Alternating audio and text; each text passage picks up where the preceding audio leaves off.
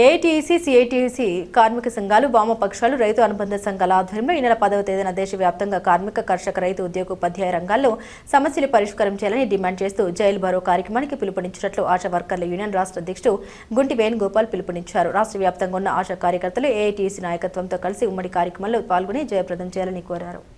Media మిత్రులకు నమస్కారం. AP ASHA workers union రాష్ట్ర అధ్యక్షులు గుంటి వేణుగోపాల్ ఈ మీడియా సమావేశంలో నాతో పాటు ఆశా వర్కర్స్ యూనియన్ కడప జిల్లా అధ్యక్షులు కామ్రేడ్ మరియమ్మ గారు, నగర నాయకులు కామ్రేడ్ నిర్మలా గారు పాల్గొంటూ ఉన్నారు.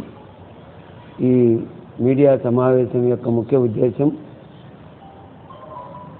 ఏఐటీయూసీ, సిఐటియు ఉభయ కార్మిక సంఘాలు, వామపక్ష వ్యవసాయ కార్మిక సంఘాలు, రైతు సంఘాల ఆధ్వర్యంలో ఈ నెల 10వ తేదీన దేశవ్యాప్తంగా కార్మిక, కర్షక, రైతు, ఉద్యోగ, ఉపాధ్యాయ రంగాలకు సంబంధించిన వారి సమస్యలు పరిష్కరించాలని డిమాండ్ చేస్తూ జైల్ భరో కార్యక్రమానికి పిలుపు ఇవ్వడం జరిగింది.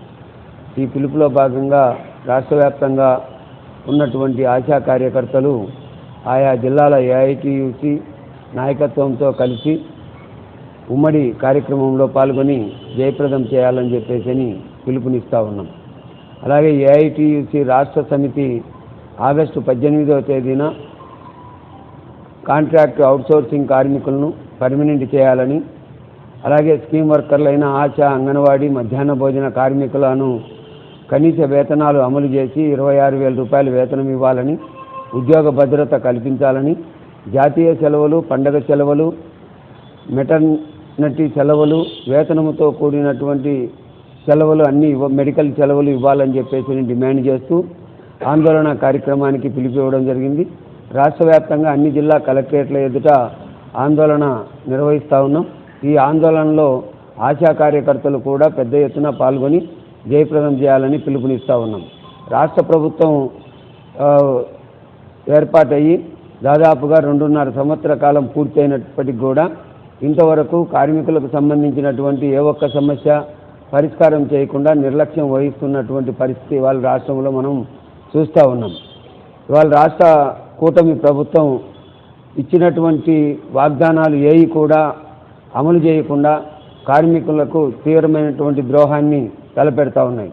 పని గంటల విధానాన్ని పెంపుదల చేయటం, అలాగే కేంద్ర ప్రభుత్వం ఏ అయితే అడుగులు వేస్తుందో కార్మిక వ్యతిరేక విధానాలు వాటిని అన్నింటినీ ఏకపక్షంగా సమర్థించుకుంటూ కార్మికుల యొక్క జీవితాలతో ఆట ఆడుకునేటువంటి పరిస్థితి వాళ్ళ రాష్ట్ర ప్రభుత్వం వ్యవహరిస్తూ ఉంది. మెరుగైనటువంటి వేతనాలు ఇస్తామని చెప్పేసి ప్రకటించారు, ఉద్యోగానికి భద్రత ఇస్తామని చెప్పేసి ప్రకటించారు ఎన్నికల హామీల్లో. కానీ వాటికి సంబంధించినటువంటిది ఏ ఒక్కటి కూడా నెరవేర్చినటువంటి పాపాన పోలేదు. అలాగే ఆశా వర్కర్లకు సంబంధించి గ్రాడ్యుటీ ఇవ్వడం జరిగింది. కానీ అది గ్రాడ్యుటీ మొత్తం ఏ విధంగా ఇవ్వాలనేది కూడా ఇంతవరకు నిర్ణయం చేసుకోకపోవడం అనేది సరైనటువంటి విధానం కాదు.